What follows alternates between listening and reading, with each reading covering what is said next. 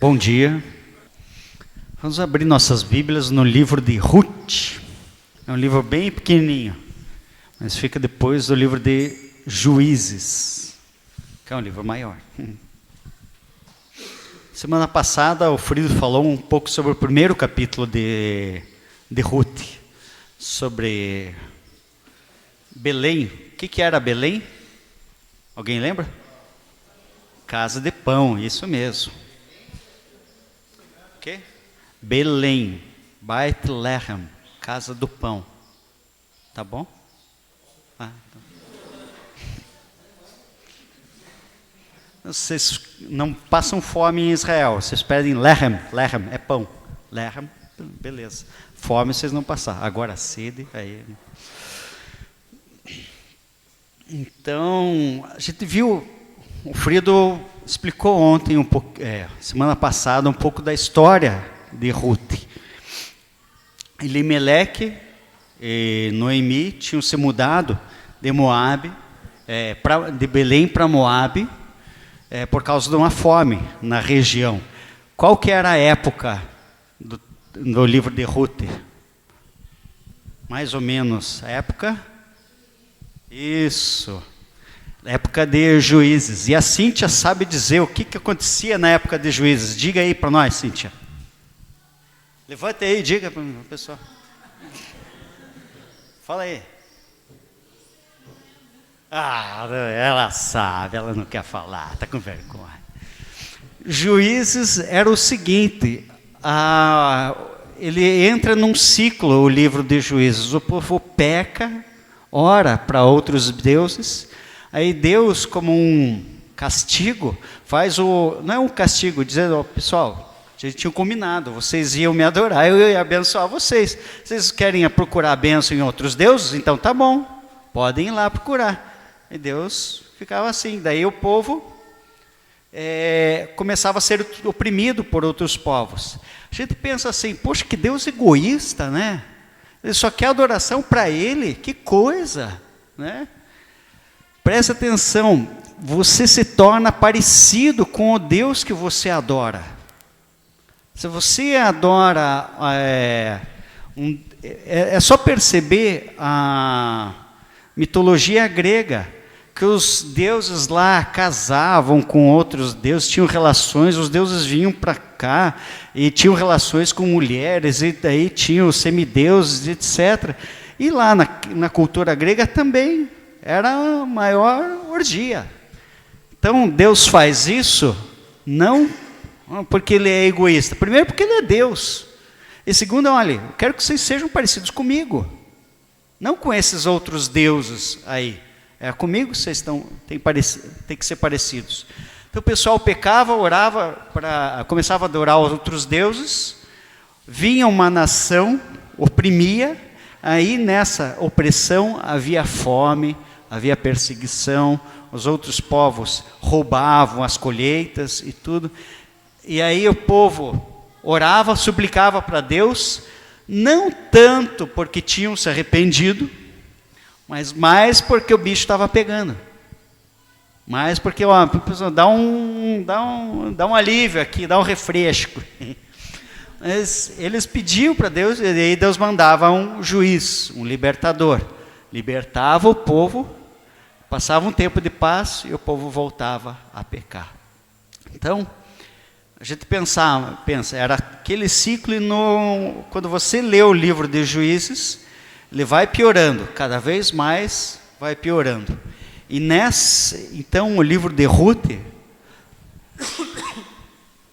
ele é ambientado nessa mesma época. Tinha fome em Belém. Fome por quê? Muito provavelmente por causa do pecado do próprio povo. Aí eles vão para Moabe, o povo ali, os homens da família morrem, aí eles percebem que em Belém voltou a ter colheitas. Então, provavelmente é um tempo que o povo voltou a adorar a Deus.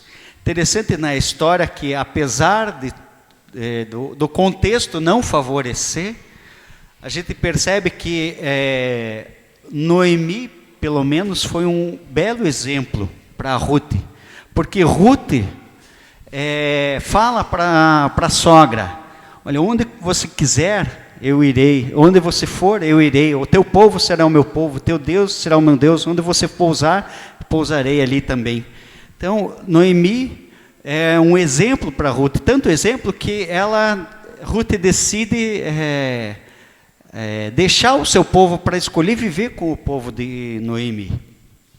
Só que as perspectivas das duas não eram das melhores. Viúva sem filhos, estrangeiras, tendo por companhia somente uma viúva idosa, vivendo em uma terra desconhecida. Na terra, os tempos pareciam prósperos, mas no geral, naquele período, a moral de Israel não estava lá muito aquelas coisas. Assim era a vida de Ruth, a moabita, que tinha escolhido acompanhar Noemi, tinha escolhido deixar sua família, deixar talvez um marido, ou não que ela tinha um marido, ela poderia escolher um outro marido, né, casar de novo no meio do seu povo, seria mais fácil. Decide acompanhar sua sogra e viver em Belém.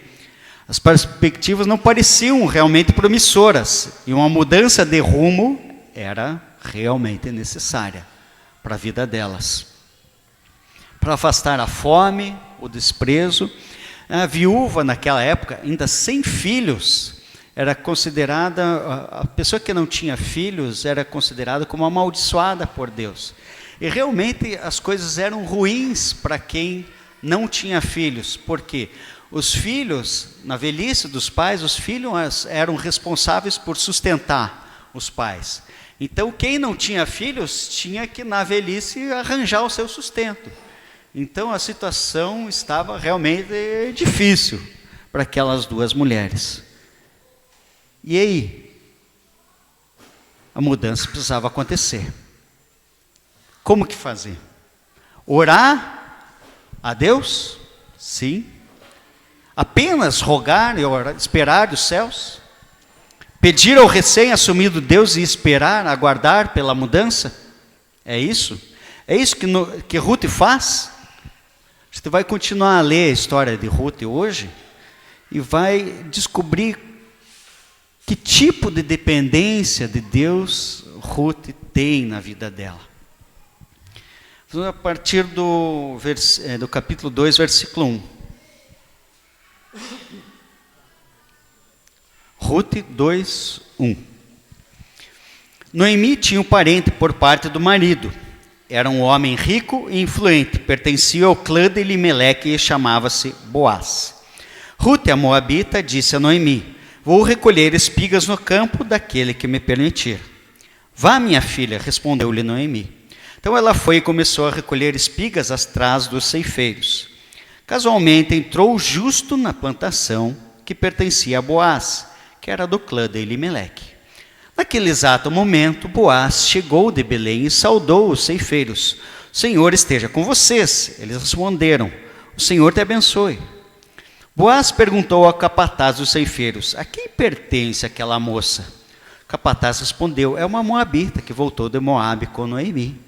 Ela me pediu que a deixasse recolher e juntar espigas entre os feixes, após os ceifeiros. Ela chegou cedo e está em pé até agora. Só sentou-se um pouco no abrigo. Disse então a Boaz a Ruth: ouça bem, minha filha, não vá colher noutra lavoura, nem se afaste daqui. Fica com minhas servas. Preste atenção onde os homens estão ceifando e vá atrás das moças que vão colher. Darei ordens aos rapazes para que não toquem em você. Quando tiver sede, beba da água dos potes que os rapazes encheram. Ela inclinou-se e, prostrada, rosto em terra, exclamou: por que achei favor a seus olhos ao ponto do Senhor se importar comigo, uma estrangeira? Boaz respondeu: contaram-me tudo o que você tem feito por sua sogra, depois que você perdeu seu marido. Como deixou seu pai, sua mãe e sua terra natal para viver com um povo que você não conhecia bem. O Senhor lhe retribua o que você tem feito, que seja ricamente recompensada pelo Senhor, o Deus de Israel, sob cujas asas você veio buscar refúgio. E disse ela: continue eu a ser bem acolhida, meu Senhor. O O Senhor me deu ânimo e encorajou sua serva, e eu sequer sou uma de suas servas. Na hora da refeição, Boaz lhe disse: venha cá, pegue um pedaço de pão e molhe-o no vinagre. Quando ela se sentou junto aos ceifeiros, Boaz lhe ofereceu grãos tostados. Ela comeu até ficar satisfeita e ainda sobrou. Quando ela se levantou para recolher espigas, Boaz deu estas ordens aos seus servos: mesmo que ela recolha entre os feixes, não a repreendam. Ao contrário, quando estiverem colhendo, tirem para ela algumas espigas dos feixes e deixem-nas cair, para que ela as recolha e não a impeçam. E assim Rute colheu na lavoura até o entardecer. Depois debulhou o que tinha juntado, quase uma arroba de cevada.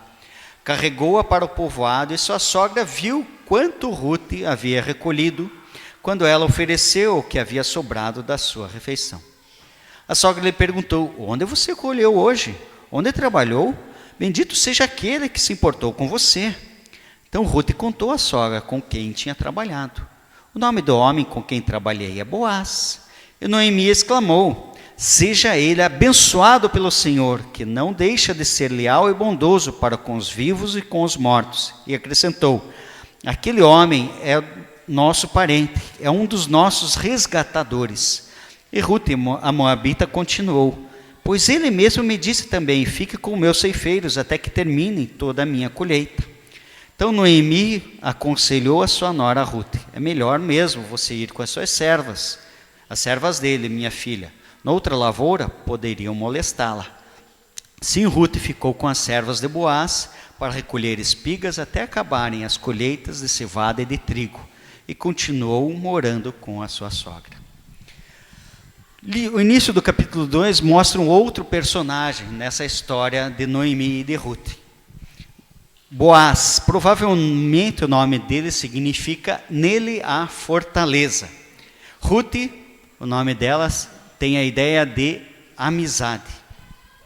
A apresentação de Boaz contrasta com a situação de Rute. Enquanto ela era viúva, pobre e indigente, ele é rico e influente.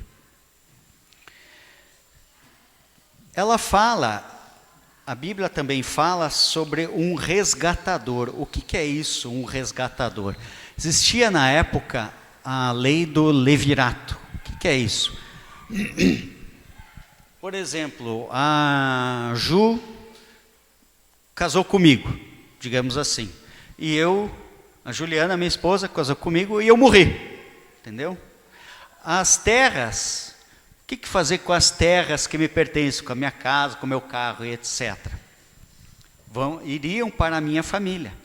Então, era dever do filho, do irmão ou do parente mais próximo, casar com a minha esposa, para não só casar, ter uma esposa e etc. Ele era responsável por administrar as minhas terras, responsável por sustentar a Juliana, e o primeiro filho que ele tivesse com a Juliana levaria o meu nome, seria da minha descendência. Por quê? Porque daí as terras seriam para o meu filho, que ficaria também com a Juliana. Então essa era a lei da época, era simples, né? Era um pouco diferente do que a gente faz hoje, mas era uma lei para garantir o sustento das viúvas. Era simples. Uma viúva não ficaria desamparada. O parente mais próximo tinha o dever de recebê-la em sua casa. Por exemplo, se ela tivesse dívidas, ele pagaria as dívidas. Se eu morrer e deixei a Ju endividada, meu irmão ia ter que ir lá e pagar minhas dívidas. Então era essa a lei da época, porque é um pouco esquisito, né, para a gente hoje, mas é o jeito que eles resolviam na época para as mulheres idosas, viúvas e até sem filhos não ficarem desamparadas. Entendeu? Rute decide então se beneficiar. Rute e Noemi, então, elas estavam esperando um resgatador, o parente mais próximo. Enquanto esse resgatador não aparecia no cavalo branco, Ruth decide se beneficiar de uma prática que também existia na época, e era regulamentada no livro de Levítico. Se a gente lê Levítico 19, de 9 a 10, a gente vai ler assim: quando fizerem a colheita de sua terra, não colham até as extremidades da lavoura, nem ajuntem as espigas caídas da sua colheita. Não passem 2 vezes pela sua vinha, nem apanhem as uvas que tiverem caído. Deixem-nas para o necessitado e para o estrangeiro. Eu sou o Senhor, o Deus de vocês. Então o que é isso? O pessoal passava colhendo. Se caía no chão, deixa lá. Por quê? Para as viúvas e para os pobres. Não é para ir lá na beirinha da propriedade, não. Deixa lá, colhe até uma parte, deixa lá um restinho. Por quê? Para viúvas, para os órfãos, para os estrangeiros, para os pobres em geral. É uma maneira primitiva e simples, mas é eficaz, de previdência social. Você planta, mas uma parte daquilo que você vai ter, você deixa para os pobres. Mas é interessante que os beneficiários, os pobres, também tinham que ir lá fazer a sua parte. Não tinham uma comissão, ir lá, juntava as coisas, batia na porta da casa, está aqui o teu bolsa trigo, bolsa cevada. Não tinha lá. Na época era assim, os pobres tinham que ir lá. Ótimo, eles não tinham plantado, não tinham cultivado, não tinham regado, ok? A terra não era deles, mas eles tinham direito de recolher. Então as pessoas passavam uma vez só.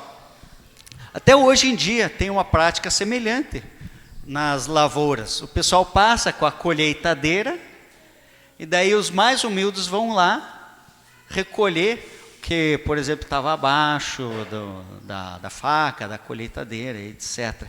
Só que hoje o pessoal divide, não sei, parece que diz que é as meias, né?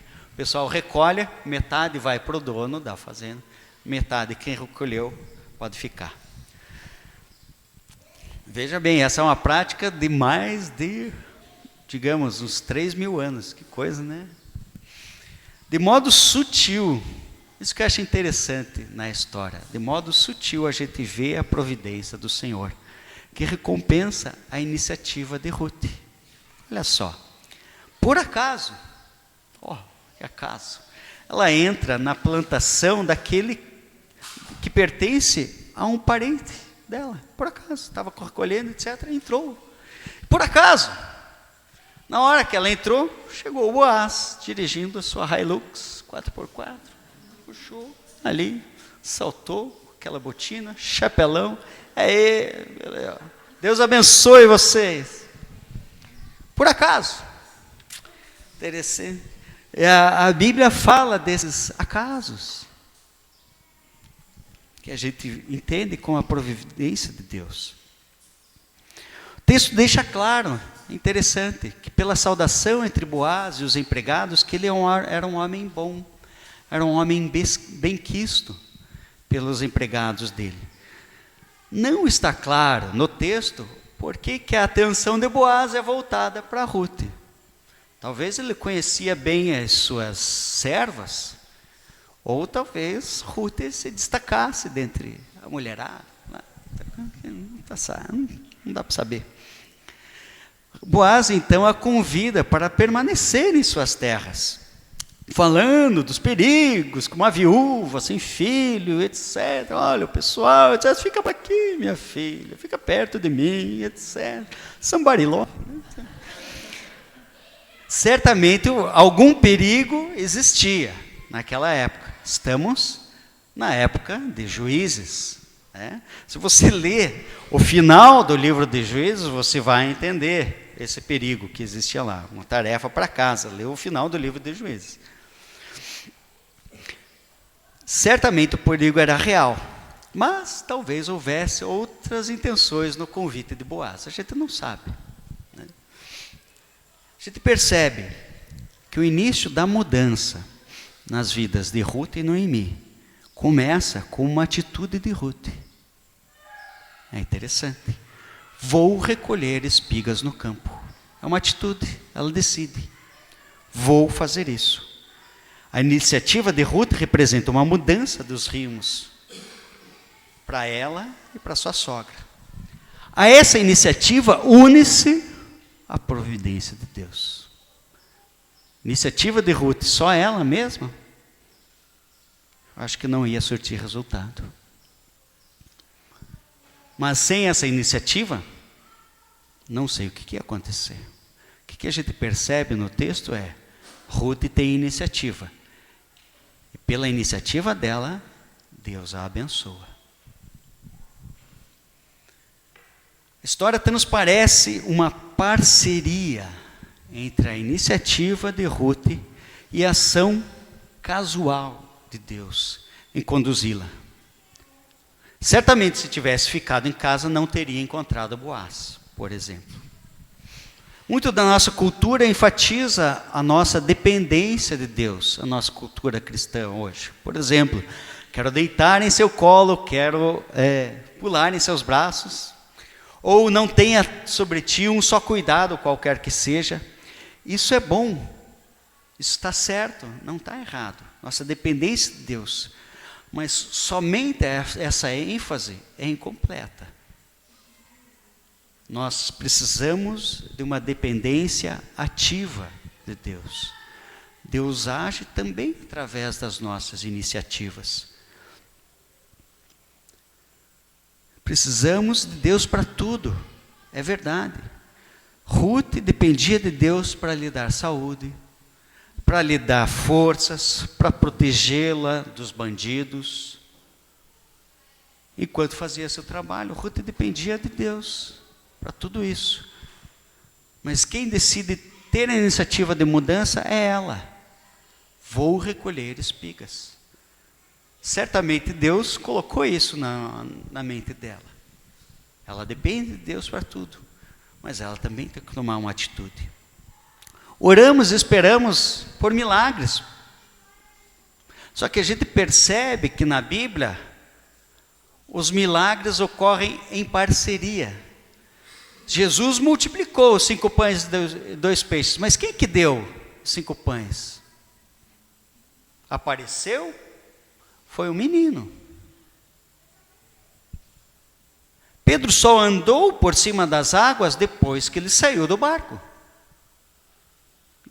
Ele não poderia andar sobre as águas se não tivesse saído. Farinha da viúva foi multiplicada, mas ela foi lá na casa das amigas pegar os potes. Então parece que Deus aprecia essa parceria. É uma dependência ativa, uma dependente parceria. Devemos esperar a ação de Deus? Sim, claro que devemos. Ele vai agir? Vai. Mas eu creio que Ele vai agir em parceria conosco. Parece que Deus aprecia agir em parceria, não agir sozinho.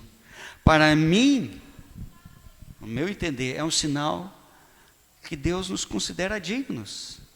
É um sinal de dignidade. Olha aí, pessoal. Por exemplo, quando os meninos eram crianças, tinha que dar na boquinha, tinha que trocar fralda, tinha que fazer isso, fazer aquilo. Mas agora que eles são maiores, eu espero outras coisas deles. Eu os desafio a fazerem outras coisas. Eu espero resposta, porque eu os considero dignos, capazes de responder. Talvez você hoje espera que Deus o livre de uma certa situação, ou mude sua vida. Talvez você esteja orando para que Deus lhe dê sustento, lhe dê um emprego. Talvez você esteja pedindo para que Deus mude sua situação profissional, ou um milagre em seu relacionamento. Talvez você esteja pedindo uma mudança no seu caráter. Continue pedindo a Deus, mas eu desafio você, além disso, tomar uma atitude. Você. Talvez você precisa procurar um conselheiro para o seu casamento. Talvez você precisa buscar outras ideias para obter sustento, não só investir na mesma ideia sempre. Talvez você está procurando emprego, faça seu currículo, distribua por aí. Talvez você precise melhorar a qualidade do seu trabalho, para daí receber uma promoção.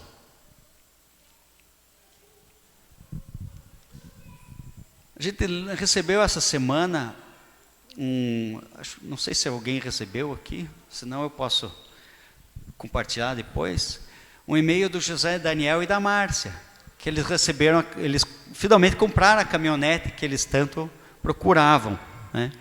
Eles receberam bem no dia que o Daniel há alguns anos tinha aceito Jesus, tinha decidido seguir a Jesus.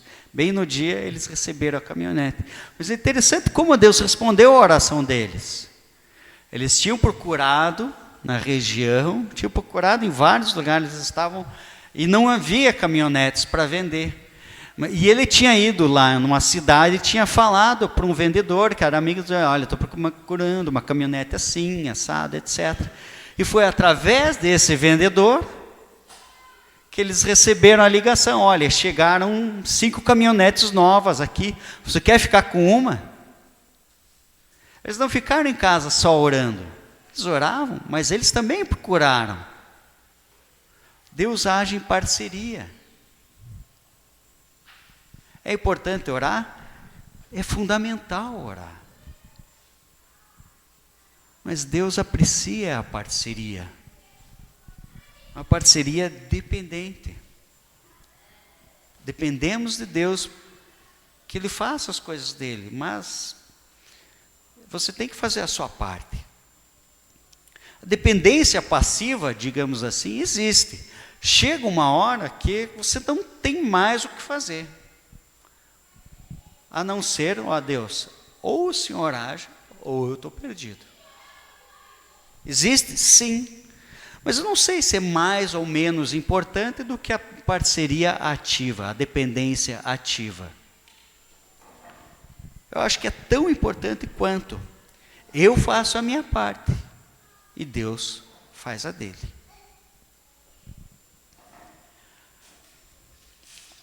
A dependente parceria combina o esforço com a provisão de Deus. O texto menciona que Ruth chega cedo na plantação para providenciar o seu sustento. Capataz menciona que ela está trabalhando duro. Não só sentou um momento lá, mas ela está o dia inteiro lá, trabalhando. Não era um trabalho fácil, ela tem que juntar do chão. Aí lá, se abaixa, junta, faz os feixes. Naquela época era assim. Os homens, geralmente, os homens iam na frente cortando as espigas e as mulheres vinham atrás ajuntando as hastes com os grãos. Deixavam lá separado. E aí vinha o respigar, isto é, catar as espigas que ficavam no chão. E esse era o trabalho dos pobres, das viúvas, de acordo com a lei de Moisés. Ruth executava a terceira parte, atrás das servas de Boaz, coletando as espigas que estavam no chão. Era um trabalho duro que necessitava de constante movimentação debaixo do sol. Esse trabalho duro foi reconhecido por Boaz. Olha só, ela a incentiva em permanecer em suas terras. Ruth não precisaria se arriscar em terra de desconhecidos. Ele dá ordem para os seus empregados, olha, não toquem nessa mulher, respeitem-na. Ele autoriza a compartilhar de suas provisões, olha, vem aqui pegar água junto com os meus empregados. Ele ordena que seus empregados facilitem o trabalho de Ruth. Olha, se param, deixa cair de propósito algumas coisas aí, para ela pegar e fazer um fardo maior. As providências de Boaz facilitam o trabalho de Ruth, mas não o eliminam. Ruth ainda tinha que se esforçar. Boaz melhorou as chances de Ruth de conseguir sustento, mas Ruth ainda tinha que fazer a sua parte. No final do dia, o resultado do trabalho é reconhecido por sua sogra como um trabalho excepcional. Tanto que ela pergunta, onde você colheu hoje? A sogra lhe perguntou, onde trabalhou? Bendito seja aquele que se importou com você. Ela percebe, isso aí também é errado, não sobra tanto no chão para recolher. Então, realmente, facilitou o negócio aí. Há uma corrente de teólogos que define que pensam que o trabalho é uma maldição de Deus. Eles se baseiam em Gênesis 3, 17 a 19. Visto que você deu ouvidos à sua mulher e comeu do fruto da árvore da qual eu lhe ordenara que não comesse, maldita é a terra por sua causa. Com sofrimento você se alimentará dela todos os dias de sua vida.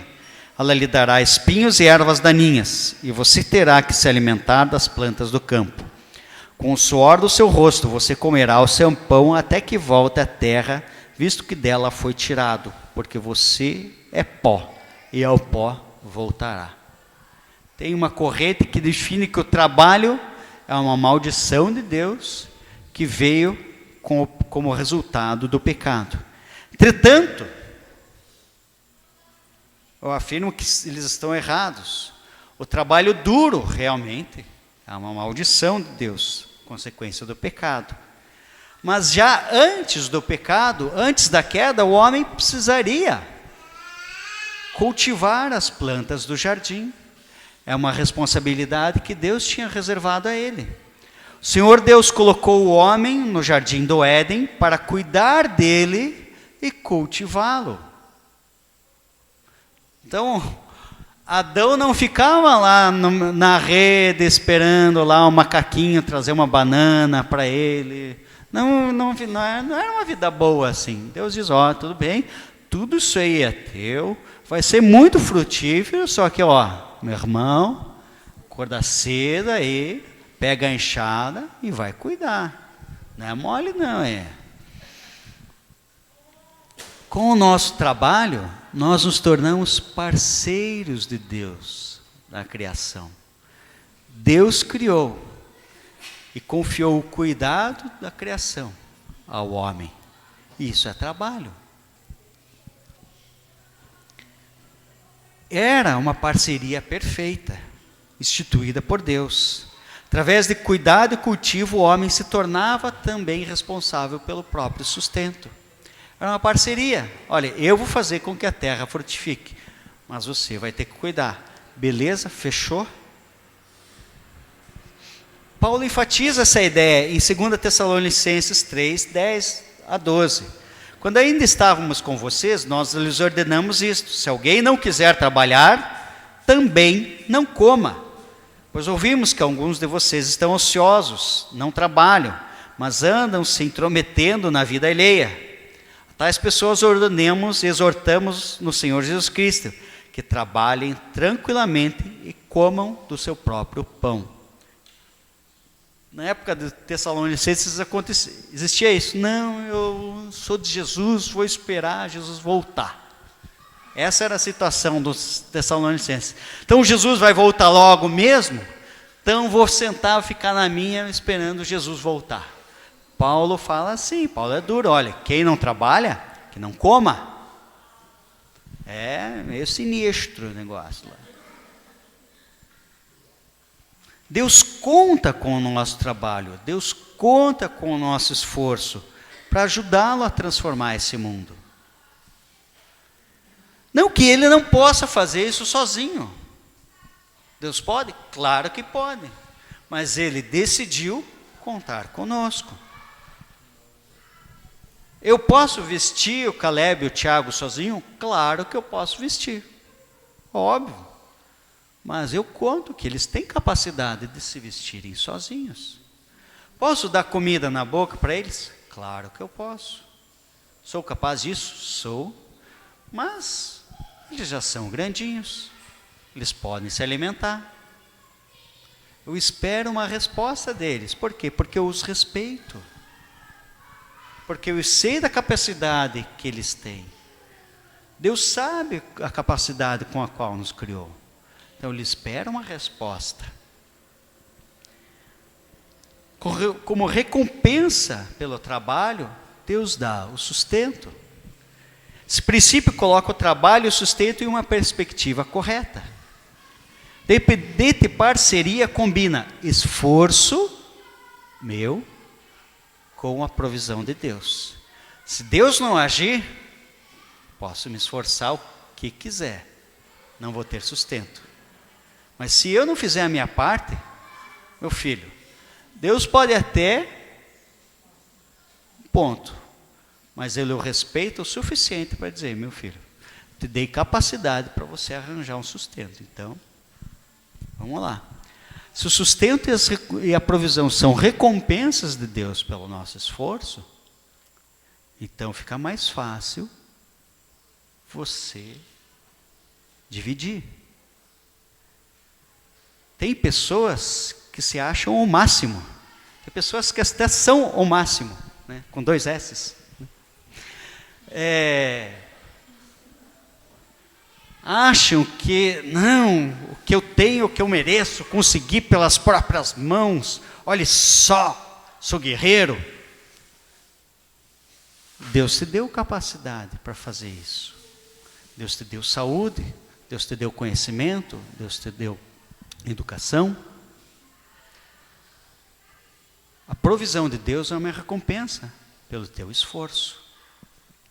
Então não fique se achando o máximo, apesar de ser máximo. Deus é máximo. Dependente parceria combina esforço com sustento. Dependente parceria combina humildade com a graça de Deus.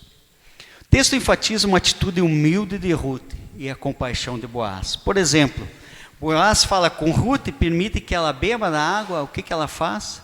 Ela se prostra com o rosto em terra. Rosto em terra e enfiar a cara no pó. Entendeu? Bom, não sei se ela enfiou a cara no pó, mas ela ficou realmente bem abaixada. Quando Boaz menciona conhecer a história de Ruth, ela fala, não, é isso mesmo, sou eu mesmo. É, isso aí. Então, por favor. Não, ela fala, ó, eu nem merecia tal consideração. Eu nem sou uma de suas servas. Boaz precisa convidar a Ruth para se juntar a eles à mesa da refeição. Interessante, ela não vai chegando aí. Cheguei, olha só, estou aqui com o pessoal. É meu dever, ó. Tem a lei, ó, eu tenho que colher aqui, a lei, hein, ó, senão cana, chamar o David, ó, cana para você. Não, é humilde. Não vemos Ruth decretar que Boaz cumprisse a lei de Moisés, não vemos. Não vemos Ruth reclamar de suas condições ou da falta de água. Não vemos Ruth reclamar de falta de um lugar para sentar, ou exigir uma refeição. Ela está lá fazendo o seu trabalho. Ela está lá humilde. Acredito que o ingrediente, à primeira vista, falar que precisamos ter iniciativa e precisamos nos esforçar, talvez fique estranho combinar essas coisas com dependência de Deus. Mas eu realmente acredito que o ingrediente que faz essas coisas combinar é a humildade.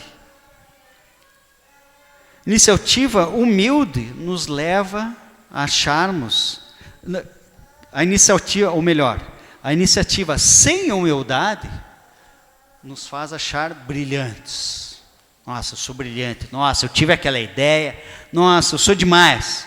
Eu mereço ser reconhecido pela minha iniciativa. Iniciativa com humildade nos leva a pedir que Deus nos abençoe. Deus, por favor, estou pensando em fazer isso, por favor. Eu preciso que o Senhor me ajude. O esforço sem humildade nos leva a sermos egoístas. Não, eu tenho esse dinheiro porque eu trabalhei duro, eu mereço, Você não merece. Leva a gente a pensar que realmente a gente só merece as coisas. O esforço com humildade nos leva a uma atitude de gratidão. Uma atitude de gratidão pela graça, pelo reconhecimento que nós recebemos. Muito obrigado. Tiago 4,6 diz assim: Deus se opõe aos orgulhosos, mas concede graça aos humildes. Se você não quer ser inimigo de Deus, não seja orgulhoso. Deus se opõe. Quer um oponente como Deus? Seja orgulhoso. Quer Ele te favorecendo? Tendo graça para com você? Seja humilde. Deus vai dar graça. A dependente parceria combina humildade com graça de Deus. Se você é orgulhoso, você recebe a oposição de Deus. Preste atenção. Talvez se teus projetos não estão sendo concretizados, pense, será que eu não estou sendo orgulhoso demais? Talvez, melhor ser humilde, aprenda com Ruth. A história do Ruth nos mostra que somos dependentes de Deus. Somos dependentes. Mas também que Deus age em parceria conosco. Deus pode agir sozinho? Claro que pode. Deus vai agir sozinho quando precisar? Sim, vai agir sozinho, quando Ele quiser.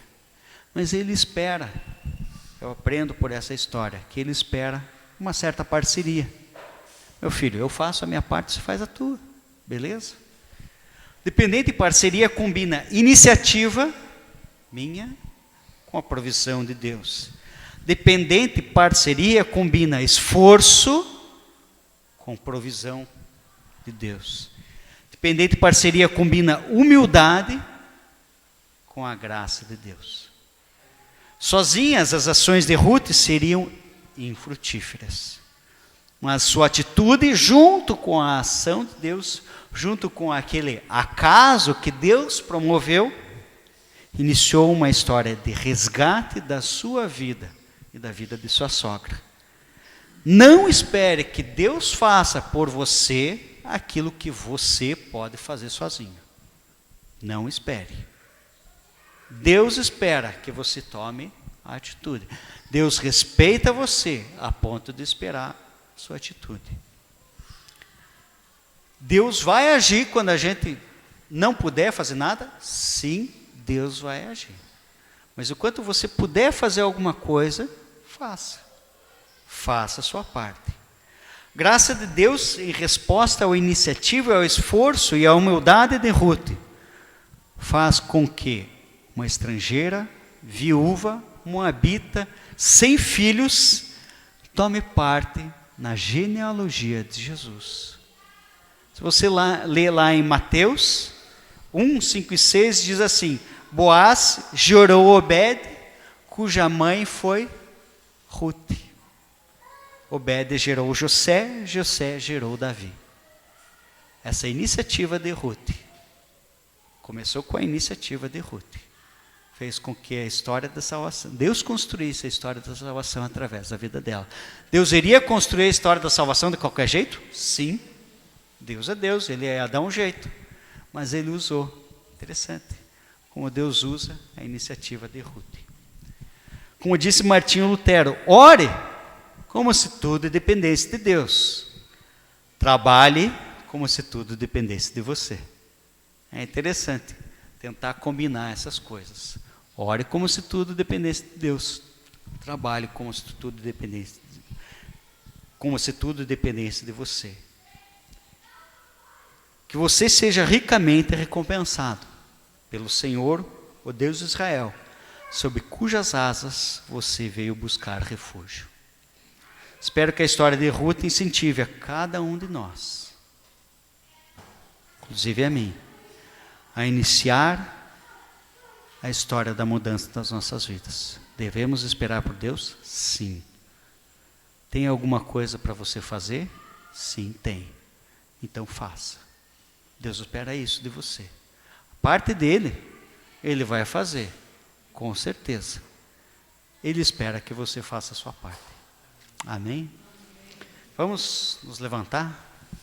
Quem quiser orar, pode se expressar a Deus em oração. E eu termino no final.